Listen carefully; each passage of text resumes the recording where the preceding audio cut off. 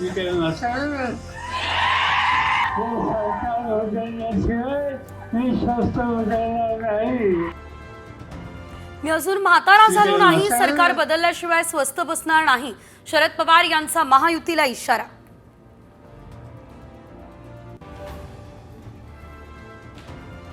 लाडक्या बहिणीबाबतचं वक्तव्य धनंजय महाडिक यांना भोवलं। कोल्हापुरात अदखलपात्र गुन्हा दाखल, निवडणूक आयोगाची ही नोटीस।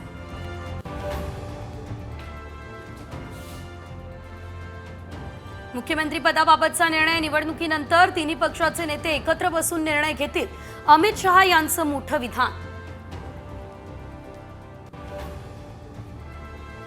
लाडकी बहीण योजनेत 2100 रुपये देणार, 25 लाख रोजगाराच्या संधी, शेतकऱ्यांची संपूर्ण कर्जमाफी, भाजपच्या संकल्पपत्रात घोषणांचा पाऊस।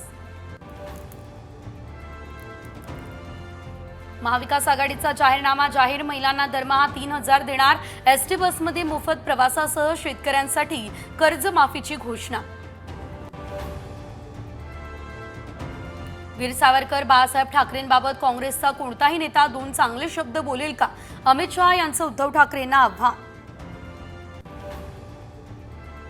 ज्यांना पाडायचे त्यांना पाडा, ज्यांना निवडून आणायचे त्यांना निवडून आणा, आरक्षणाला विरोध करणाऱ्यांना सोडू नका, जरांगेंचं मराठा समाजाला हे आवाहन।